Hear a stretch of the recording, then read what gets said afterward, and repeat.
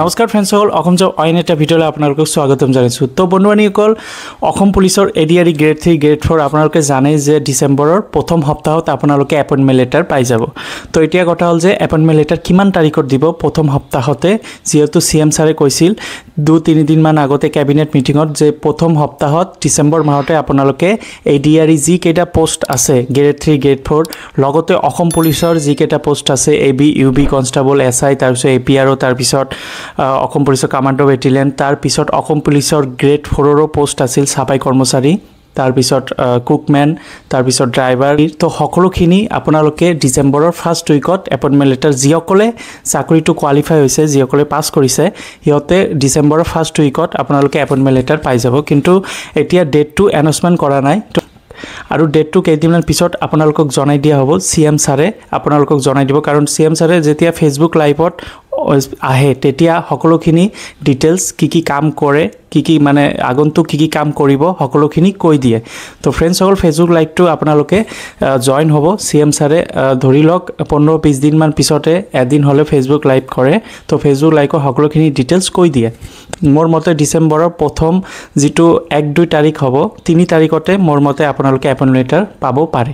তো ফ্ৰেণ্ডসকল এতিয়া কথা হ'ল যে যিসকলে অসম পুলিচৰ চাকৰি লাভ কৰিলে এই বছৰ, তো সিহঁতৰ বাবে কংগ্ৰেচুলেশ্যন।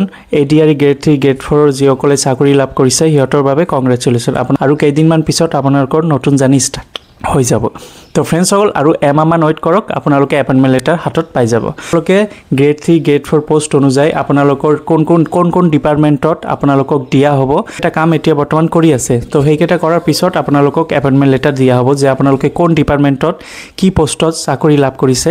এইকেইটাৰ বাবে কেইদিনমান সময় বিচাৰিছে, আপোনালোকে অলপ কেইটামান দিন ৱেইট কৰক, আপোনালোকে এপইণ্টমেণ্ট লেটাৰ পাই যাব। আৰু এটা কথা, যিসকলে আত্মনিৰ্ভৰশীল অসম অভিযানৰ এই বছৰ আবেদন কৰিছে 2025ত CMEEE 2.0 হ'ব, যিসকলে 2.0ৰ আবেদন কৰিছে সিহঁতৰ ইণ্টাৰভিউ শেষ। তাৰপিছত এতিয়া আপোনালোকৰ ৰিজাল্ট দিব। ৰিজাল্ট কেতিয়া দিব?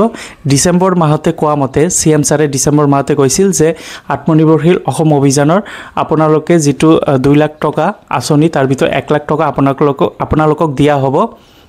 তো ডিচেম্বৰ মাহতে দিব লগা কথা কৈছিলে, কেইদিনমান আগতে লাইভত কৈছিল যে ডিচেম্বৰ মাহতে আপোনালোকক টকাখিনি দিব। তো ডিচেম্বৰ মাহটোত কিমান তাৰিখত দিব তাৰিখটো এতিয়ালৈকে ঘোষণা কৰা নাই। যিদিনাখন এপইণ্টমেণ্ট লেটাৰ দিব অসম পুলিচৰ আৰু গ্ৰেড 3 গ্ৰেড 4 সেইদিনাখন চাগে আত্মনিৰ্ভৰশীল অসম অভিযানৰ কথা ক'ব পাৰে যে ডেটটো কিমান তাৰিখত এই টকাখিনি প্ৰদান কৰিব। তো ফ্ৰেণ্ডসকল এই টকাখিনি দিয়াৰ আগতে ৰিজাল্ট দিব CMEEE 2.0। এতিয়া অকল এই আঁচনিটোই বাকী আছে যে আপোনালোকক দিব লাগে।